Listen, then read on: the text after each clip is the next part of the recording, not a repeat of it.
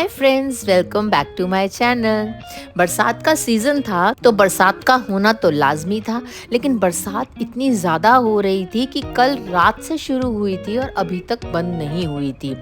यहाँ सड़कों में पानी भी काफ़ी भर गया था, लेकिन जिस जगह पर हम थे वहाँ बहुत ज़्यादा नहीं था, लेकिन फिर भी कहते हैं कि शहर में पानी काफ़ी ज़्यादा भर गया था। यकीनन बरसात का मौसम हो तो घूमने में तो मज़ा आता ही है, लेकिन अब आप सोच रहे होंगे कि मैं जा कहाँ रही हूँ। तो पहले सर पुष्कर चला है। क्योंकि वो बोल रहे थे मंदिर शायद 12 बजे बंद हाँ, मंदिर फिर 12:30 1 बजे बंद हो जाता है। तो लीजिए, आज हम आ गए हैं ब्रह्मा जी के मंदिर पुष्कर में। मंदिर की पूरी जानकारी तो मैं वीडियो में आगे चलकर आपको दूंगी, लेकिन इतना मैं ज़रूर कहना चाहूँगी कि अब तक मैं जहाँ भी जिस भी मंदिर में गई हूँ उससे बाहर का नज़ारा तकरीबन एक जैसा ही है। आइए आप भी मेरे साथ प्रथम द्वार के दर्शन कीजिए। We are just 5 members, right? Yes. आज का डे प्लान नवनीत जीजू ने ही हमारे लिए प्लान किया है, तो जिसमें सबसे पहले हम पुष्कर ब्रह्मा जी मंदिर आ गए हैं। देखो, मुझे तो ये जानकर बहुत ही अच्छा लगा कि हम सबसे पहले ब्रह्मा जी मंदिर आ गए हैं, क्योंकि मेरा मानना ये है कि जब भी हम किसी शहर में जाएं घूमने के लिए तो वहाँ के प्रसिद्ध मंदिरों या ऐतिहासिक जगहों के दर्शन हमें पहले करने चाहिए। हमारी संस्कृति, सभ्यता और ऐतिहासिक स्थलों के साथ साथ इस तरह के प्राचीन मंदिर भी हमारे देश की बहुत बड़ी धरोहर हैं। इसीलिए इनकी देखभाल और प्रचार की जिम्मेदारी हमारी भी बनती है। आप जहाँ पधारे हैं, ब्रह्मा जी का एकमात्र धाम आपने सुना होगा पुष्कर। आप जहाँ पधारे हैं, ये मंदिर है भगवान ब्रह्मा का। मंदिर का जो पौराणिक महत्वता बताया गया है कि ऋषि विश्वामित्र जी ने यहाँ मंदिर ये बनाया था, ये सारा सब कुछ है। एक्चुअली के अंदर 8वीं शताब्दी के अंदर ये स्थापित मंदिर 1200 वर्ष पुरानी भगवान ब्रह्मा की प्रतिमा मानी जाती है। अद्वैत वेदांत के सबसे बड़े महंत कहलाते हैं आदि गुरु शंकराचार्य जी, उन्हीं के द्वारा स्थापित प्रतिमा है। इस टेम्पल का रिनेटेड टाइम जो रहा है वो रहा है 14th सेंचुरी। औरंगजेब यहाँ पे भी आया, द मुगल्स 1809 में वापस से रिनेटेड हुआ। मंदिर में ब्रह्मा जी के 4 मुख की प्रतिमा का दर्शन समस्त श्रद्धालुगण यहाँ करते हैं। अपन जब वहाँ चलेंगे आपको 4 मुख का दर्शन होगा। The 4 face statue, the idol statue of Brahma ji. 3 you can see the in front of, 3 मुख का दर्शन एकदम ठीक सामने होगा। The last end 4th face behind the statue have a mirror, so you can get the reflection in the mirror the last end 4th face of Brahma ji. यानी चौथे मुख का प्रतिबिंब आपको दर्पण में दर्शाई देगा। ब्रह्मा जी के साथ में मंदिर में माता गायत्री उनके साथ में विराजमान है। ब्रह्मा की 2 पत्नियों का उल्लेख बताया गया है, सावित्री और Gayatri. You don't want to confuse, आप कंफ्यूज मत होना, क्योंकि क्या होता है कि कहीं कहीं जगह ब्रह्मा की पत्नी सरस्वती को बोलते हैं, बट एग्जैक्ट जो पद्म पुराण में लिखा है कि माता सावित्री और गायत्री ब्रह्मा की 2 पत्नियां हुई, and the Saraswati Mata she is become from the ब्रह्मा's माउथ, तो वो ब्रह्मा जी की पुत्री कहलाई है, जिनकी रचना ब्रह्मा के मुख से हुई। मंदिर में स्पेशल क्या है, इंपॉर्टेंस क्या है कि मंदिर में जितने भी गृहस्थ लोग आते हैं, गृहस्थ means the house holders belong from the families, जो गृहस्थी वाले आते हैं वो ब्रह्मा जी को मंदिर में मत्था टेक के नमस्कार करते हैं। किंतु ब्रह्मा जी की पूजा आप मंदिर में नहीं कर सकते, ये ध्यान रखना।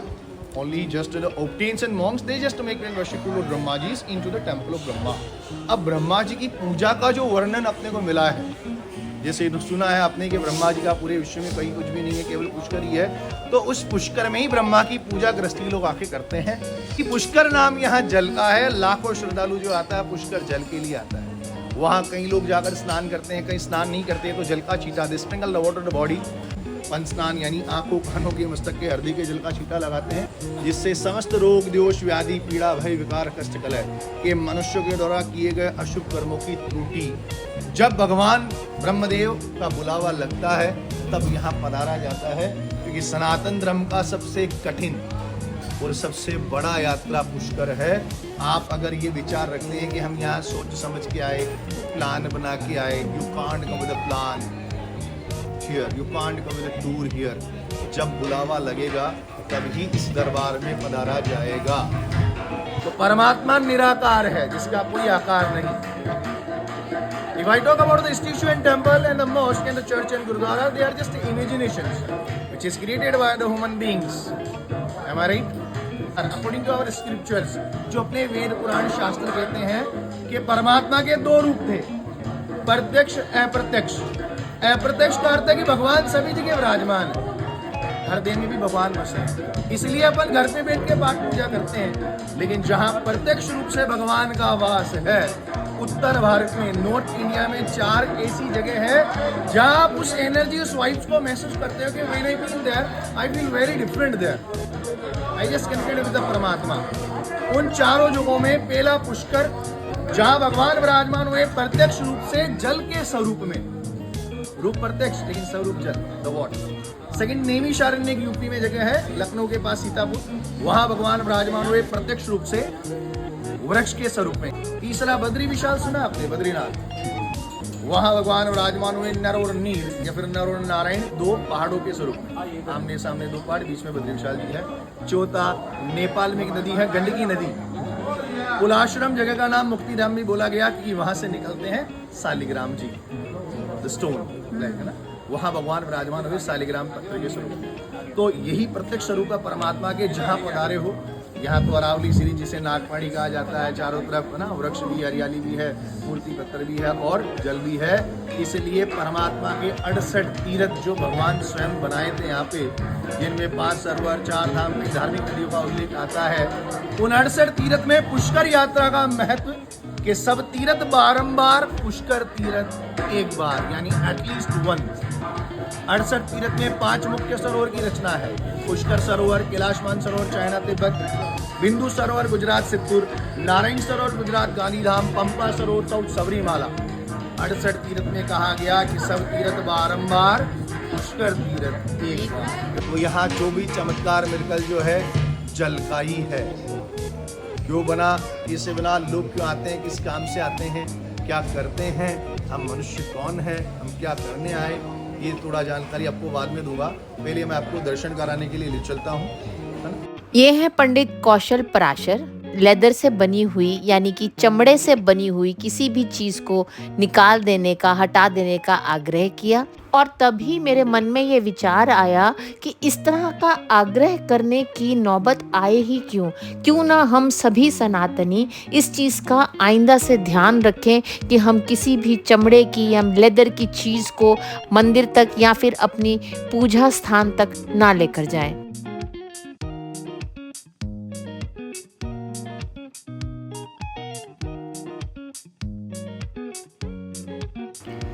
दर्शन तो हमारे बहुत अच्छे हो गए थे, लेकिन दर्शनों से अच्छे थे पंडित जी के विचार। पंडित जी की ज्ञानवर्धक विचारों वाली बातें सुनकर तो शौर्य उनमें खो गया सा लग रहा था।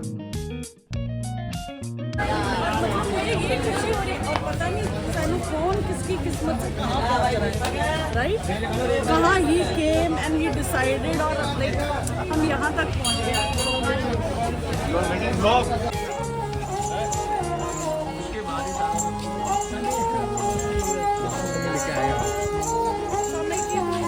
ब्रह्मा जी के दर्शन करने के बाद हम निकल पड़े थे ब्रह्म कुंड की ओर, जो कि यहाँ से 5 या 7 मिनट की पैदल दूरी पर ही था। रास्ते में पंडित जी हमें ब्रह्म कुंड और वहाँ की जाने वाली खास पूजा, पिंडदान या फिर पितृ तर्पण की पूजा के बारे में हमें बताते हुए जा रहे थे। तर्पण में लगता है 25 मिनट्स 30 मिनट्स मैक्सिमम। क्या करना है इसको? क्या करना है इसको? अच्छा, तो आपको बड़े होने का वेट करना पड़ेगा। देखा आंटी ने क्या बोला? तभी मिलेगी कॉटन कैंडी। तो ब्रह्मा मंदिर से लेकर ब्रह्म कुंड तक के रास्ते में आने वाली ये छोटी छोटी दुकानों में ये अस्त्र शस्त्र की दुकान देखकर मैं थोड़ी हैरान हुई, लेकिन इसके बारे में मैं पूछ नहीं पाई पंडित जी से।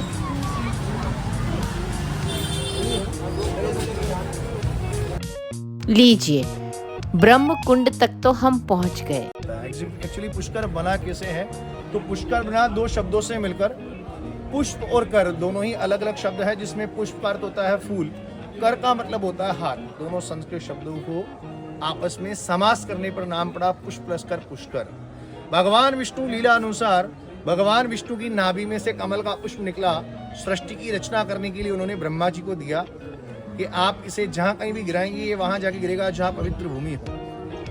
तो भगवान ब्रह्मा जी ने वह कमल का पुष्प अपने हाथ से सृष्टि पर गिराया जो ब्रह्मांड के 7 परिक्रमा 14 लोगों का भ्रमण करता हुआ भूलोक पर आके गिरा। यहाँ मंदिर देख रहे हैं आप पानी के बीच में, which is representing two right now कि पुष्प यहाँ गिरने से हुआ क्या था कि 7 पाताल का छेदन होने के पश्चात इस जल की रचना हुई इस सरोवर। तो पुष्कर जी का जल कोई बहता हुआ पानी या नदी नहीं है, is a sprinkle water which is called the spring water. और रचना होने के बाद भगवान ब्रह्मा ने यहीं सर्व मानव जाति कल्याण हेतु हवन किया कि भविष्य में कोई भी दरबार में पधारे तो सर्व मानव जाति का कल्याण हो।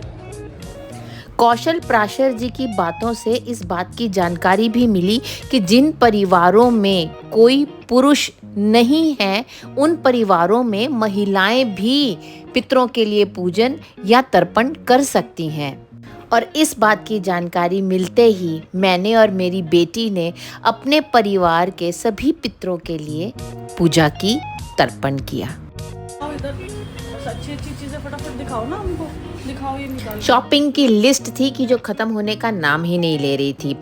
यहाँ भले ही शौर्य आपको चुपचाप बैठा दिखाई दे रहा है, लेकिन अब वो मेरे साथ थोड़ा घुलने मिलने लगा था। एक्सप्रेशन से ही बात करता है अभी भी, लेकिन सैनो की पसंद नापसंद और उस पर कौन सी ज्वेलरी अच्छी लग रही है इस बारे में वो अपने सजेशन जरूर दे रहा था। नेक्स्ट डे हमें चंडीगढ़ के लिए वापस निकलना था, तो इस बात का प्रेशर तो जरूर बना हुआ था कि हमें हर हाल में अपनी शॉपिंग आज खत्म ही करनी है। खैर शॉपिंग तो किसी तरह पूरी हो गई हमारी, लेकिन एक काम अभी भी बाकी था जो मुझे हर हालत में करना था और जिसे करने का मौका मुझे अभी तक नहीं मिला था। क्या थी वो चीज़, ये देखने के लिए देखते रहिए लाइफ ऑफ कंचन गुप्ता।